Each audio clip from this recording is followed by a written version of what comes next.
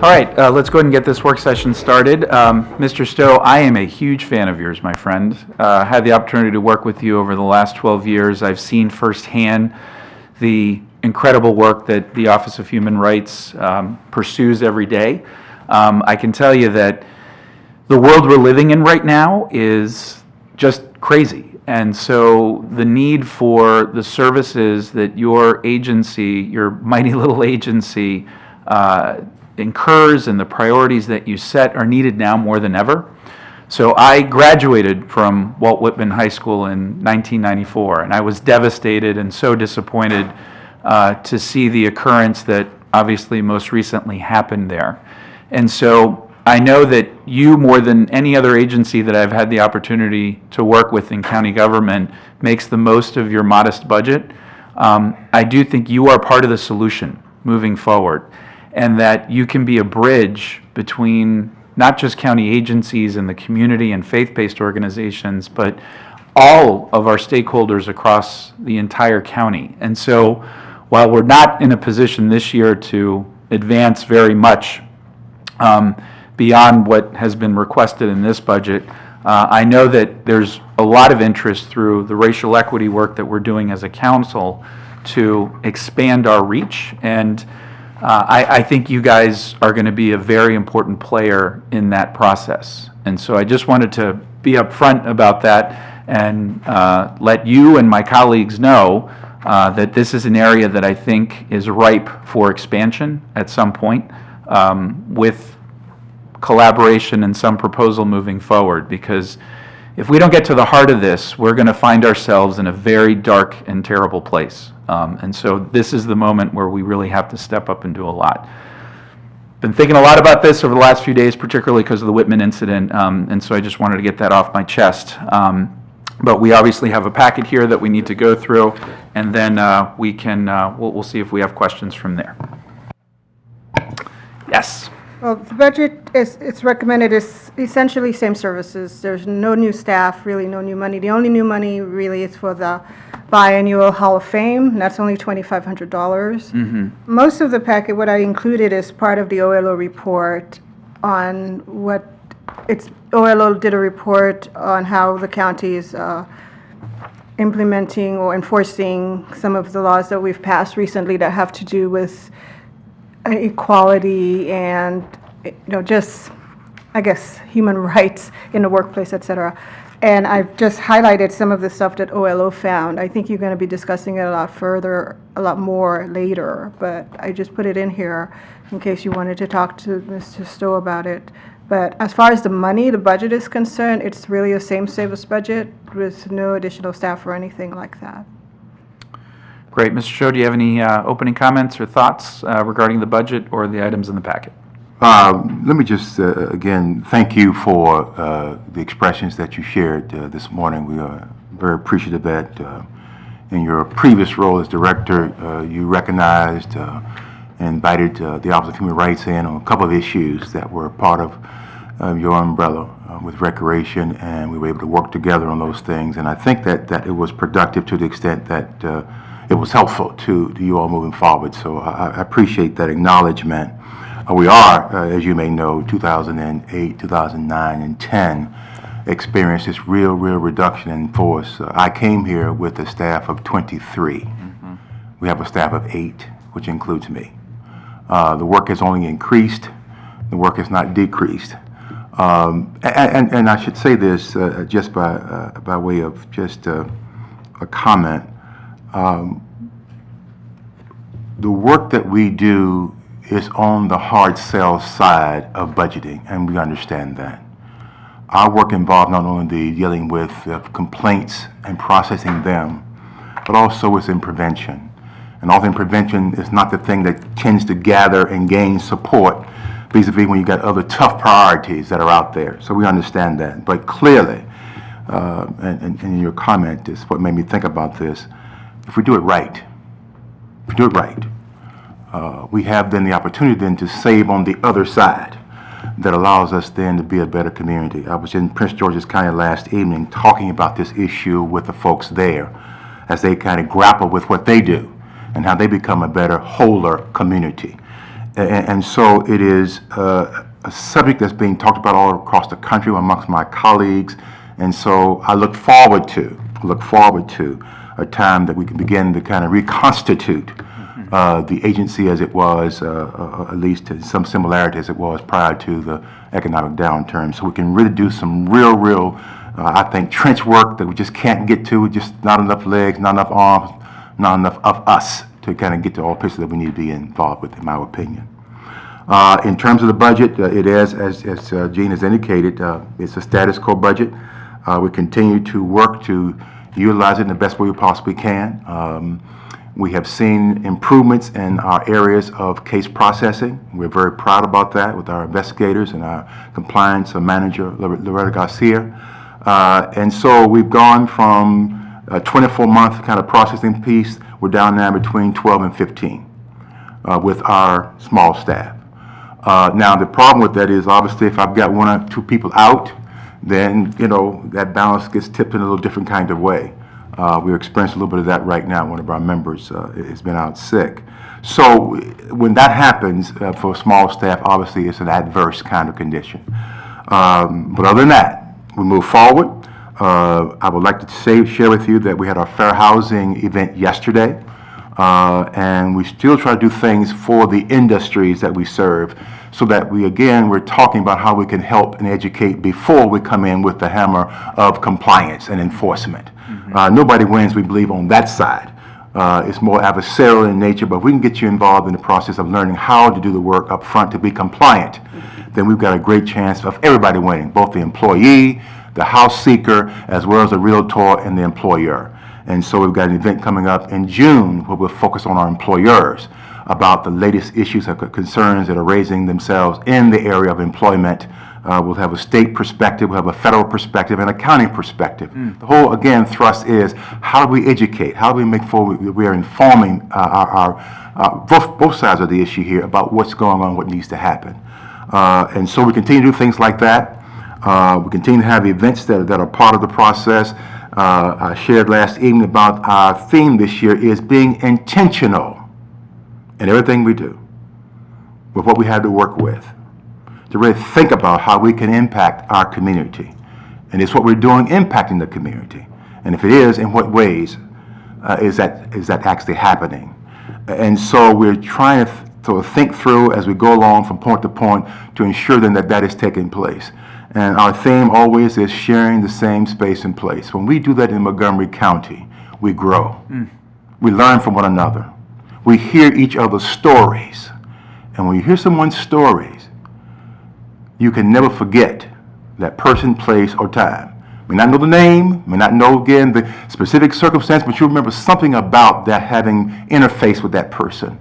And so we're about that this year, to really put some real focus on that, sharing space and place, hearing each other's story, and being intentional about the work that we can do with the resources that we have before us. So that's us. Thank you, Mr. Stowe. Mr. Glass. Good morning. Good morning. Thank you to you and your staff for all the work that you continue to do. I took note that you said since you've been on board, staff size has decreased by 2/3. That's correct. And as the chair has mentioned, the needs have increased exponentially, given the political climate that we're in, given the culture that is becoming more pervasive, unfortunately so.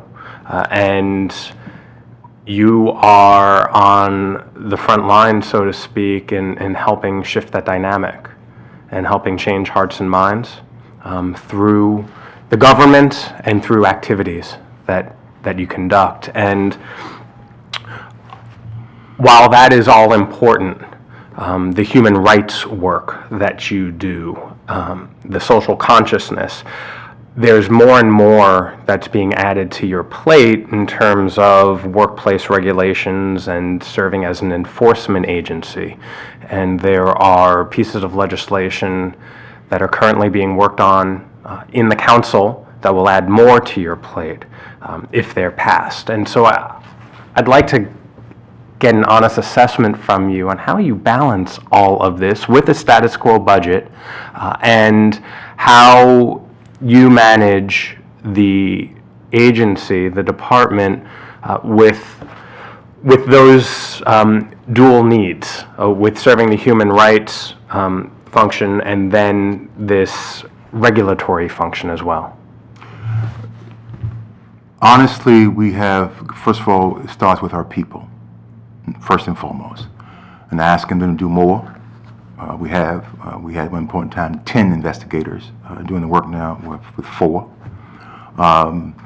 And we try very, very best to zero in on things of, and we've built up 2 things here, let me say it this way. We're doing great work in the area of mediation as an example. We go through and we can mediate a case, then successfully, that means it's not investigated. So that lessens the load a little bit, right? We then go through the process of ensuring then that we try to investigate thoroughly the cases that come before us, but at some point in time, we come to a point where we are ready to close that case. We're closing the case. We're being much more definitive about that particular piece. I think it's helping us as well. The other things that are part of that process on the other side of the regulatory kinds of pieces, we try to also provide services to the people who call in. For instance, our Sick and Safe Live law has been a real confusing piece of legislation for our business community. How do I interpret it? What does it mean for me? I didn't know anything about it, by the way. How do I now, again, catch up and make sure that we are compliant? We want to be a good employer, want to be compliant. How do we do that?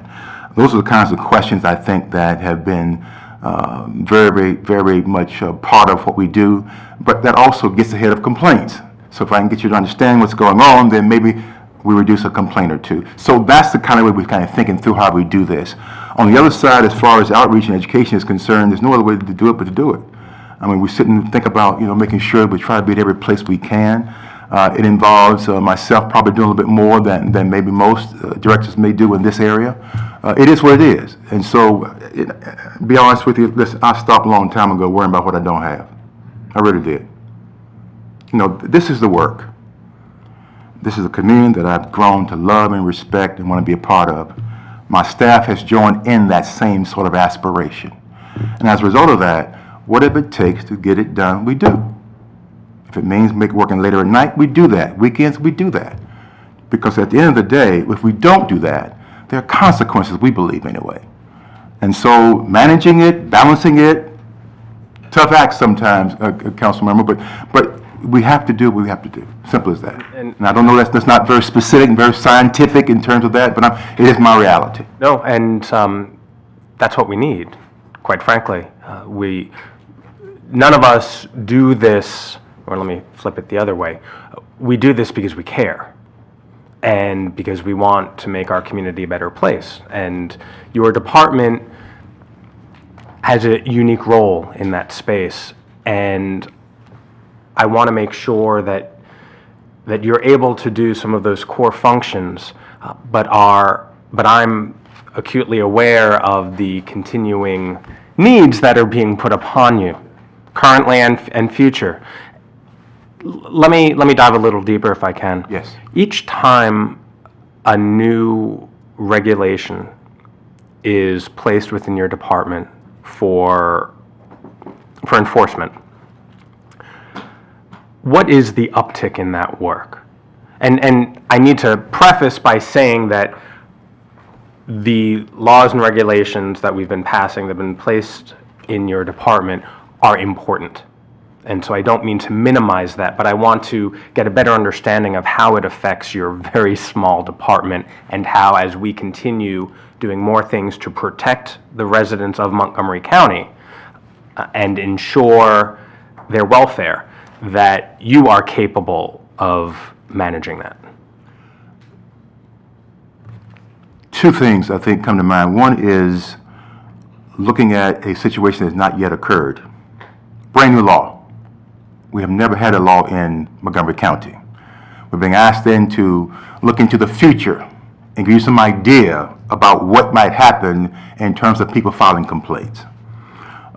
Very difficult to get that kind of prediction, particularly when there's no real information, no basis for which to make those predictions, other than what you find in other jurisdictions who have similar laws. And that's what we normally do. We look to D.C., we may look then to one of our neighboring counties, and then maybe a little beyond that, across the nation. I've got those kind of contacts and networks where I can ask those kinds of questions. What's been your experience? And then we try to figure out what it means for us.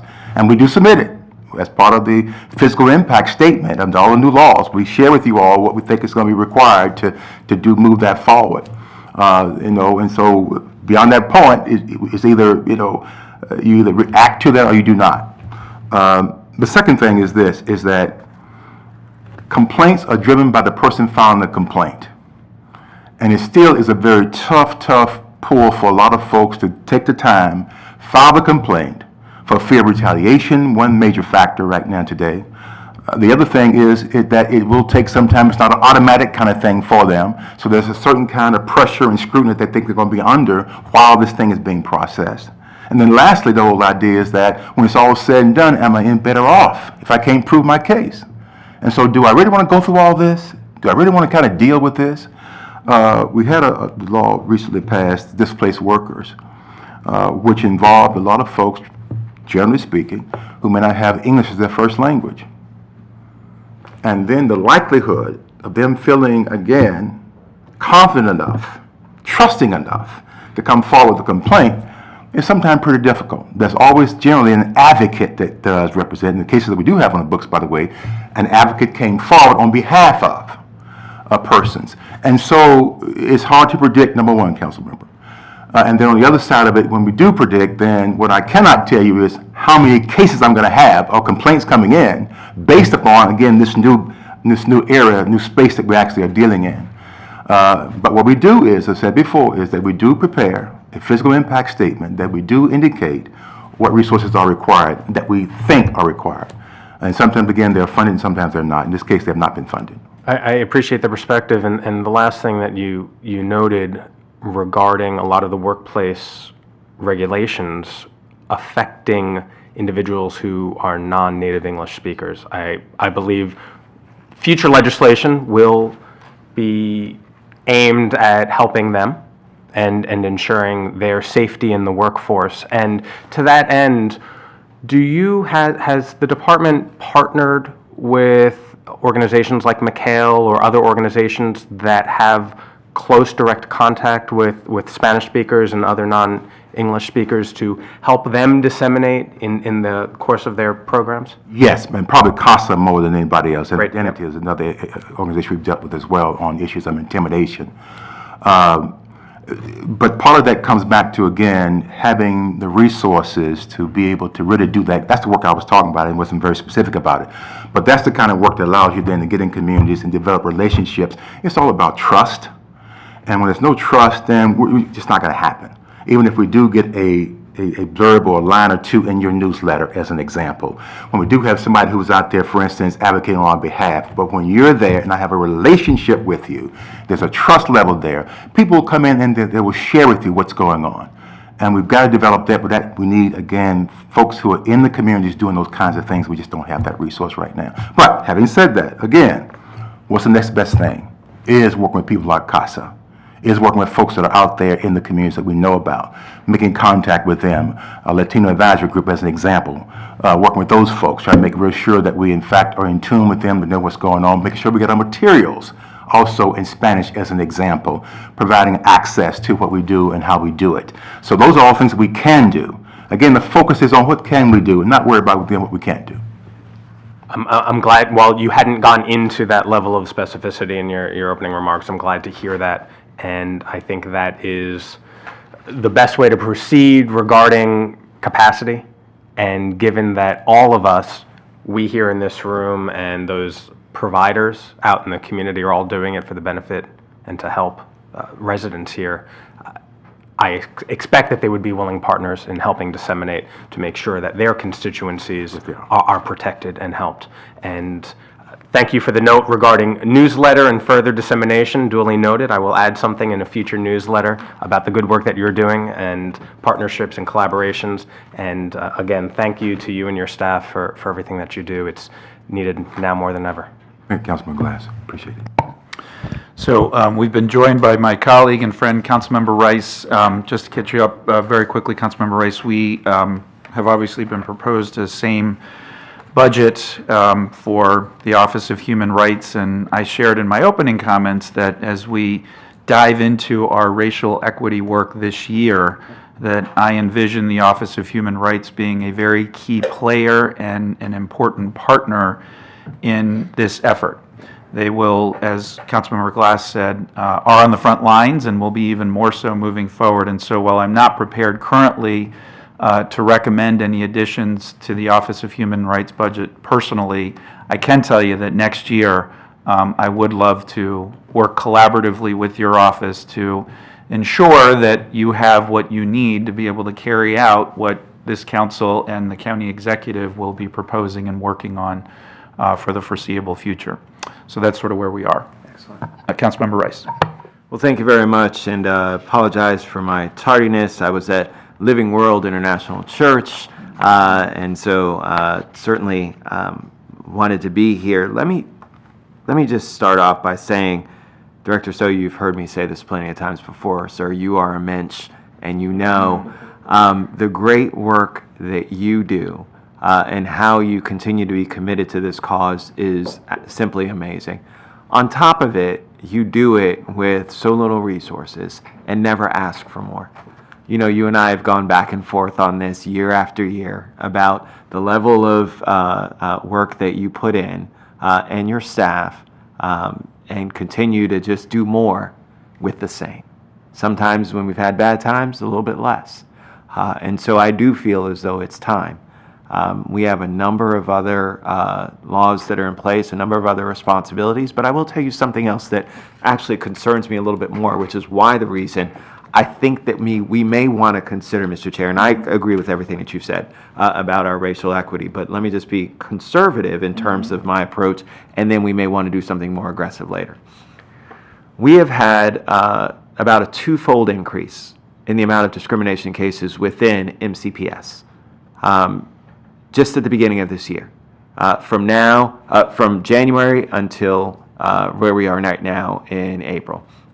And so from that perspective, I know that it's not just happening in our schools. It's also happening in our communities, and it's happening in our workplace.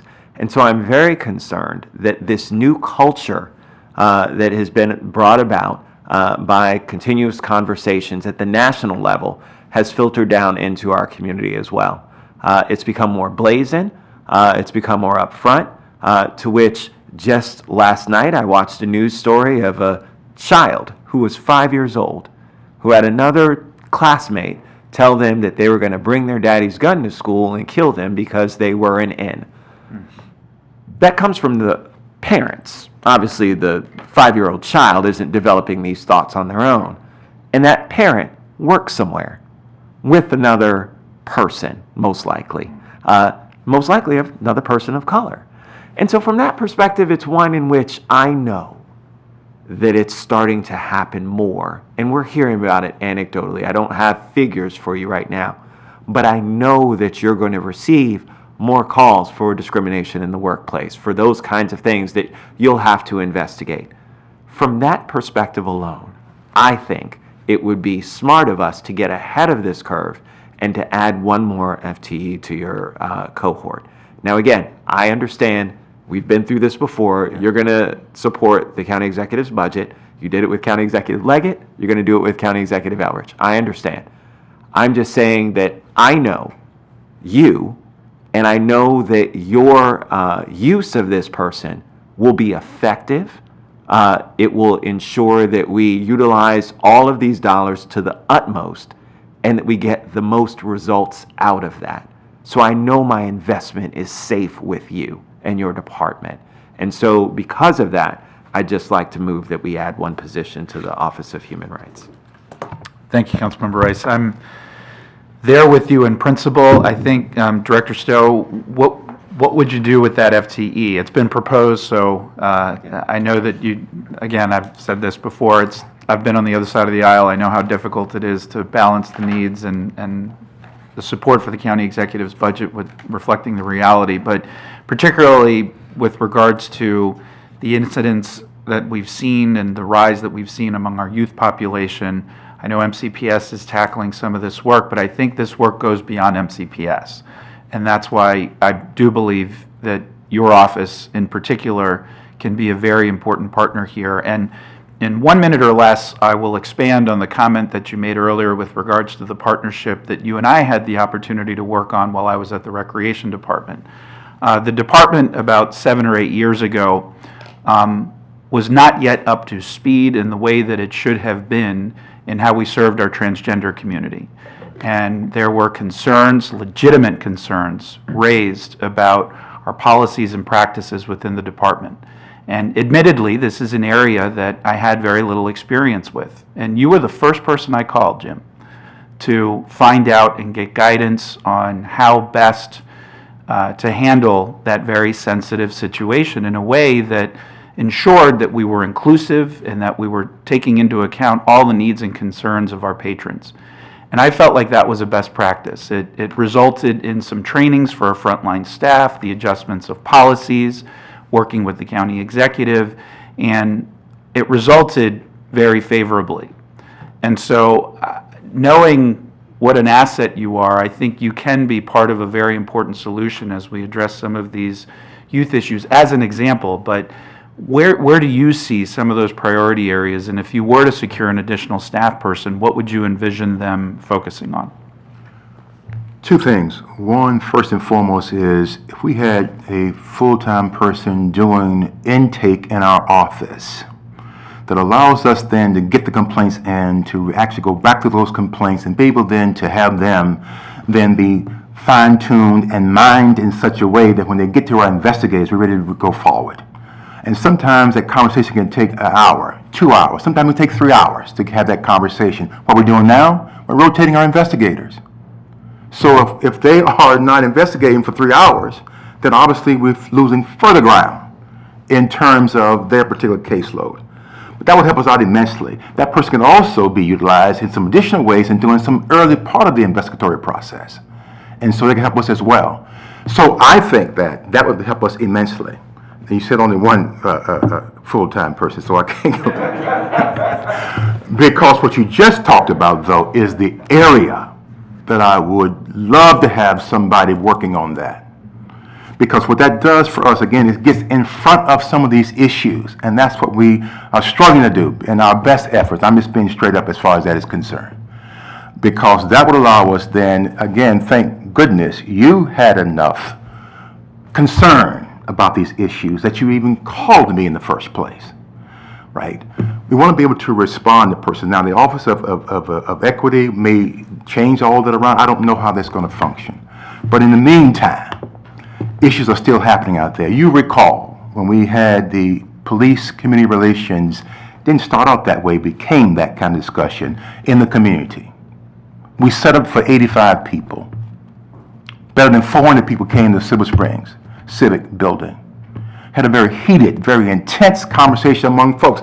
Obviously, they wanted to talk about that. I want to do more of that because what we were able to do in that one night, and while it was very, very strong sentiments on behalf of those who were expressing the pain they had gone through, as far as our police was concerned.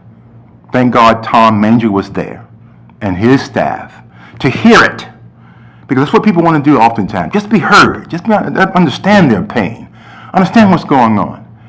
And the next night, we had our second session over at Black Rock Center for the Arts. And we expected, again, a smaller number because we had such a large number the night before. Surely we're not going to have the same. We had about 300 people show up. And the amazing thing that happened in that situation was they were talking about solutions the next night. Because we allowed them to get out this feeling of pent-up anger, pent-up frustration. And by the way, there may have been people that they had in mind, but it wasn't personal. It was much bigger than that for our community. And so when they were allowed to do that, they then were allowed to be in a position then, in a place then to say, okay, got that out of the way. Now, the next night, and I'll never forget this one young lady, I still think about her even yet today. She was so upset the first night, she said, I want to be a police officer. That's what I want to do. But after my encounter, I don't want to do that anymore. The next night, she comes back and says, you know what? I am ready to renew my interest in this as a profession. And she went on to say, what can I do? What can I do to be part of a solution process? Now that we've had a chance then to have this opportunity to speak and be heard. So I'm saying I would love to have, again, the resources to have those kind of dialogues going on. Again, when we get in front of these things, gentlemen, we're in a position then to make, I think, better decisions about how we use whatever resources we have at that point in time. So you only gave me one to think about, but I'm saying to you, those are the kinds of things that we are doing now, the very best we can. But at the same time, I would love to have somebody over here, and I can only be at one place. I'm not able to do more than that. Well, I think I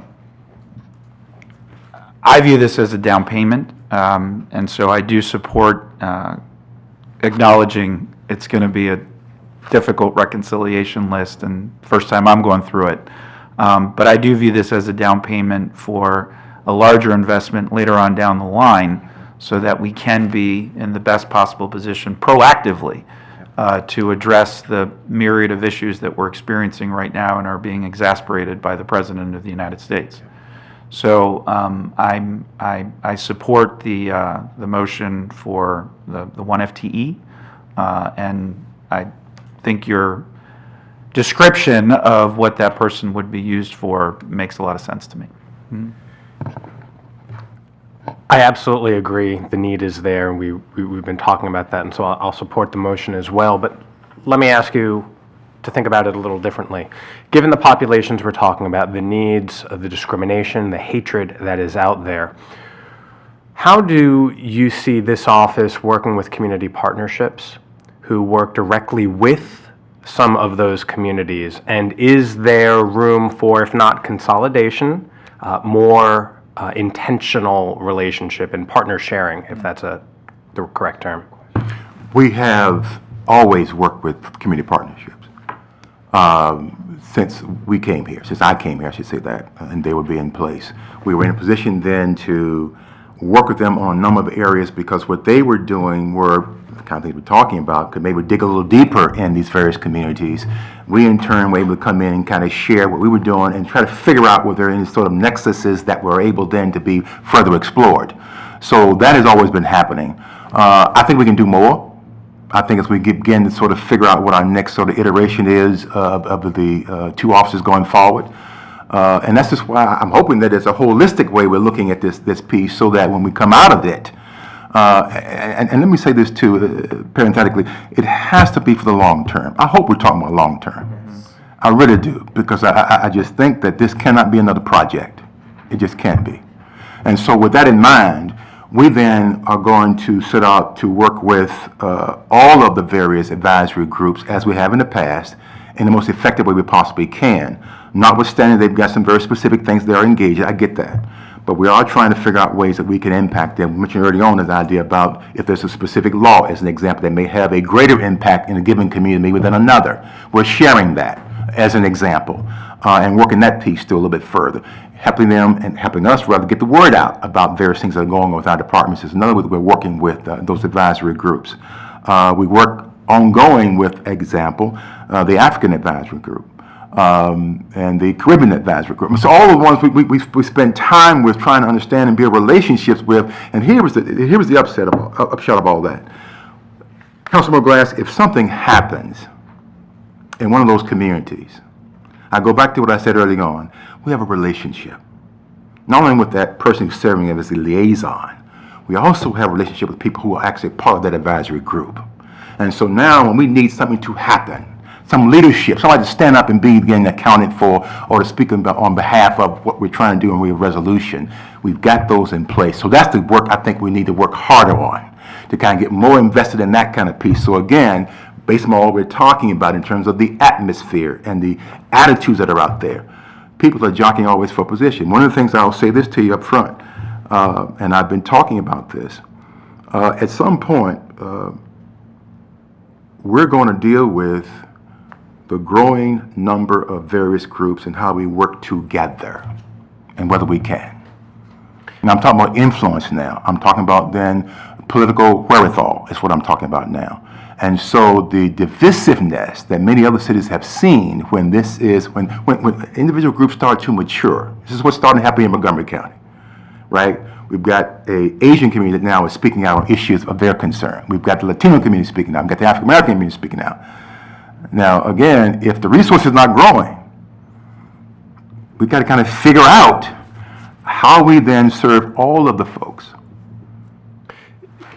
Given the dual nature of the work within your office, the human rights protections, and then also the workplace regulations, or just the regulations, regulatory issues in general, I just want to state for the record that I would like to work with you and community partnerships to see how we can more intentionally combine these efforts, because it appears to me at this initial level that while there might not be a redundancy of efforts, I think that there can be a strengthening of that work for all the reasons that you just noted. And while you in your office have to wait for the complaints to come into you, they're in the community.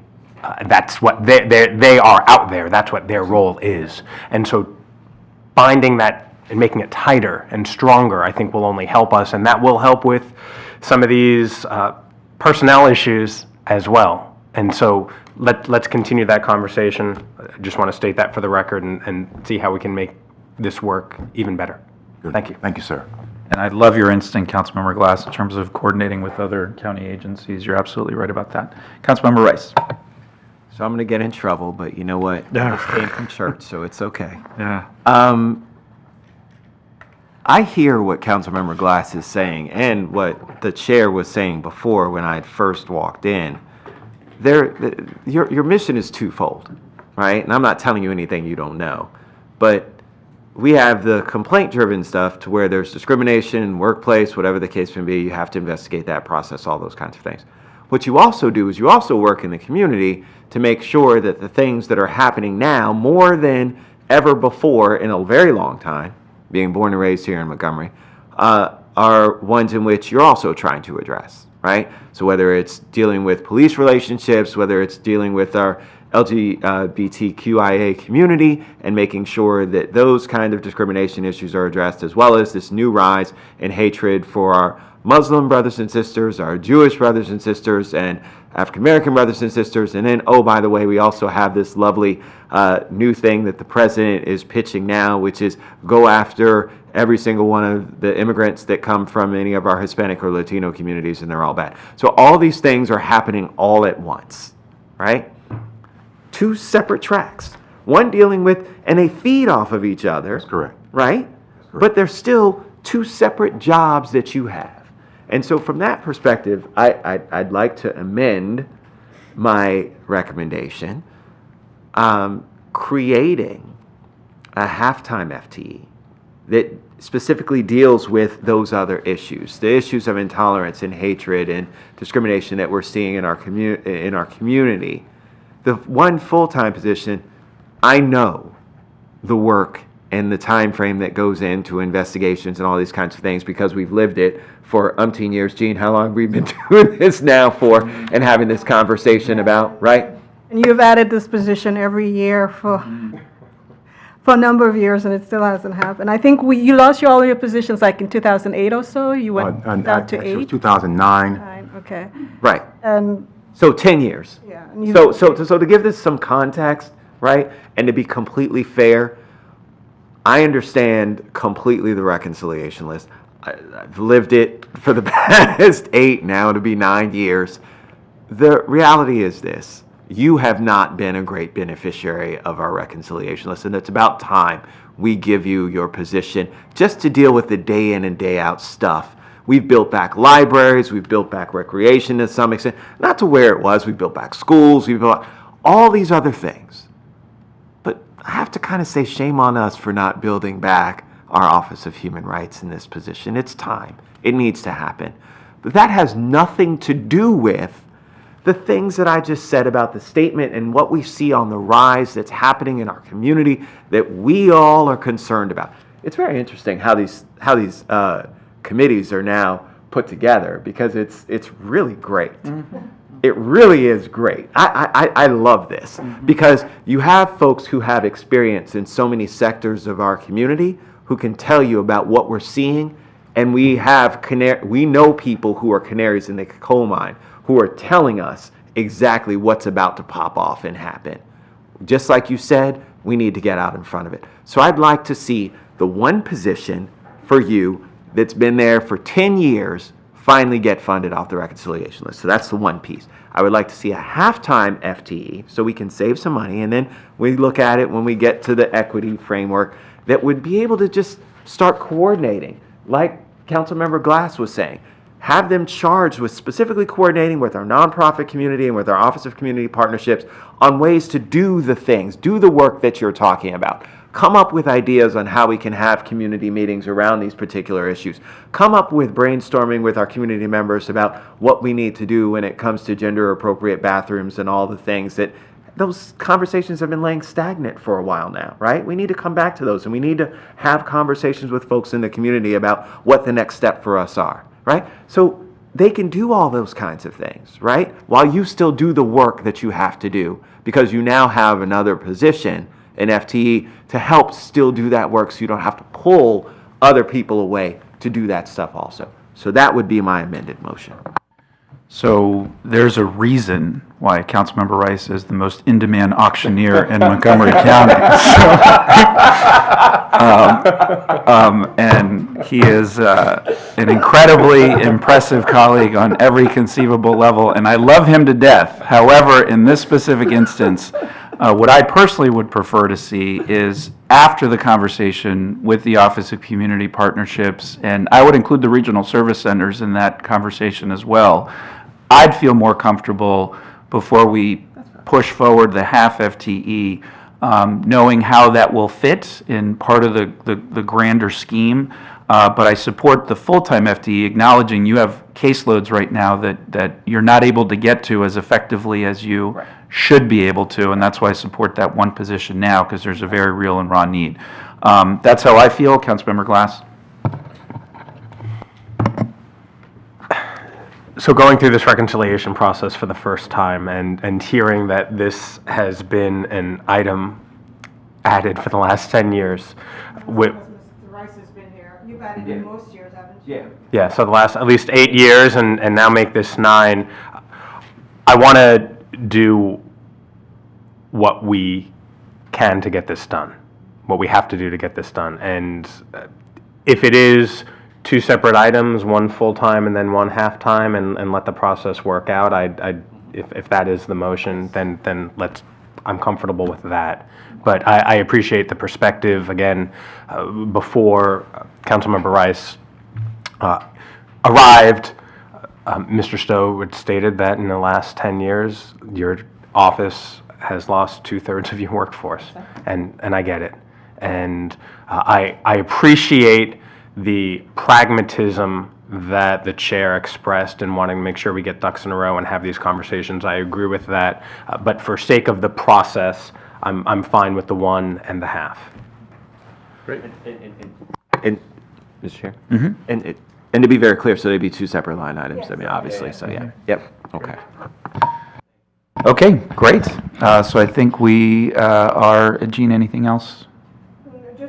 Just a suggestion. When I was looking on your website just before this, and it's really hard to find the complaint form, so maybe it could be more upfront, because yeah, it is very buried. I had to actually put in a search term to find it, so. Great. Okay, thank you very much. Appreciate it. Thank you all very, very much. Thank you.